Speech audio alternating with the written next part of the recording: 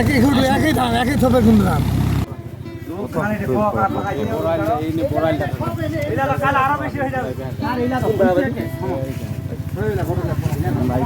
ভালো ভালো দেখা দাও।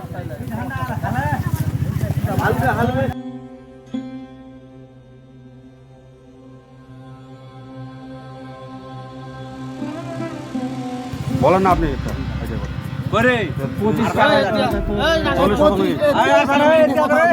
এটা মনে করেন যত রোদ হবে তত সমস্যা হয়ে যাবে। পিতা কি পিতা ওই আপনার ভাই কোন না হ্যাঁ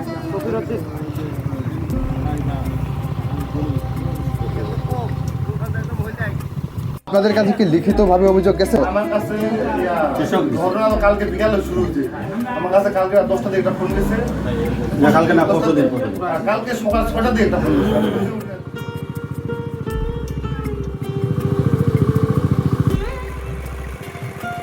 ভাড়া গ্যাস গেছে আগে তো এই পরশুদিন বিচ্ছিলাই যে পরশুদিন ঠিকই ছিল, কাল থেকে এটা সমস্যাটা আছে। কালকে রোদ ছিল না করা, পরশুদিনকে তো ঠান্ডা ছিল, পরশুদিনকে এই রোগ দেখা যায় না, 40,000 মতন যাবে। বাসা পাতা আপনার লাল হয়েছে, একবারে চলে গেছে।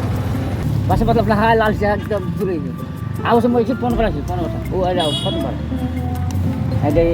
এটা গেছিল ঠান্ডা, একদম কালা হয়েছে, ঠান্ডা কালা হয়েছে, চাউলা হয়েছে। এই কারণে বোধ হয় ওই যে কাল বকসের ভাটাগুলো একবারে এই করে দিচ্ছে। আমার জামা ভাড়া 6 লাখ টাকা দিচ্ছে। কোনটা বকসের ভাটা? এই ভাটার আগুনটাতে বন্ধ করে নাই, বন্ধ করার পরে তারপর গ্যাসটা একবারে ছেড়ে দিছে। একবারে ছেড়ে দেওয়াতে তাতে হচ্ছে ঠান্ডা আছে, ওই আগুনের ঝাঁসটা হচ্ছে এনে এই হচ্ছে ঠান্ডা আছে পুরা গেছে। এই পুরা যায় না, ঠান্ডা আছে একদম চিঠা হয়ে গেছে। চিঠা হওয়াতে এটা তো আর ধান হবে নি, এটা হচ্ছে পুরা গেছে, এটা গোটা সিস্টা এটা হচ্ছে নষ্ট। কাল বিএসও সে দেখে এনে কইছে কত এটা হচ্ছে হবে ধান হবে নি। ধান ছিল ভালো আগের আগে, ঠান্ডা হওয়ার কারণে ধানটা এখন ভাটার গ্যাস ছাড়ার কারণে আমার ধানটা জ্বলে গেছে এবং চিঠা পড়ে গেছে। এটা আছে গ্যাসের মাধ্যমে পুরা গেছে, ভাটার গ্যাস। ভাটার আগুন তো পুরা গেছে ভাটা।